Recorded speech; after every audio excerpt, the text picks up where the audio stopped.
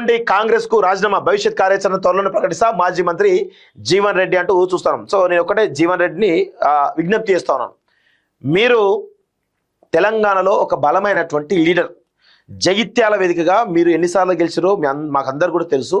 మీరు ఎమ్మెల్యే గెలవడం కాకుండా పలుమార్లు మంత్రిగా పనిచేసి తెలంగాణ రాష్ట్రంలో ఒక సీనియర్ కోర్ కాంగ్రెస్ నాయకుడిగా మీకంటూ ఒక మంచి పేరున్నది. మీరు పేదల పక్షపాతి అని చెప్పేసి ఉన్నది.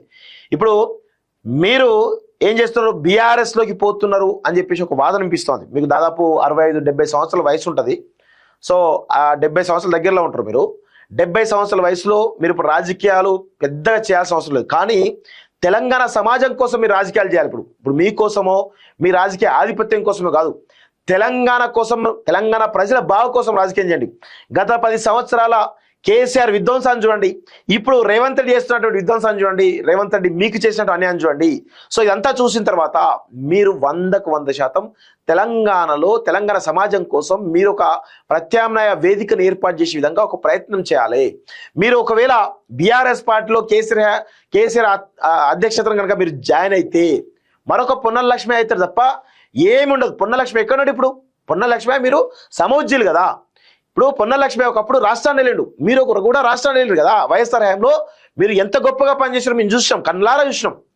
ఈరోజు పొన్నలక్ష్మయ్య ఎటువైండు? పొన్నలక్ష్మయ్య కనీసం కనబడుతున్నాడా?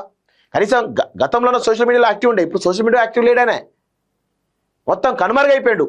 మీరు కూడా జీవన్ రెడ్డి గారు, మీకు నేను చెప్తున్నాను, మీరు కూడా బీఆర్ఎస్ పార్టీలో చేరితే కనుమరుగయ్యేటువంటి అవకాశం ఉంది. సో అందుకే ప్రత్యామ్నాయ రాజకీయాలు ఏర్పాటు చేయండి, తెలంగాణ సమాజం వైపు నిలబడండి.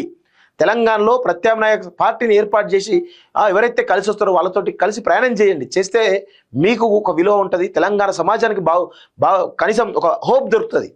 అది చేయాలని చెప్పేసి కోరుతా ఉన్నాను. 127 కేజీల గోల్డ్ స్మగ్లింగ్, నటి రన్యారావు కేసులో సంచలనం, ఈడీ ఛార్జ్షీట్లో వెలుగులోకి కీలక అంశాలు అంటూ చూస్తున్నాం.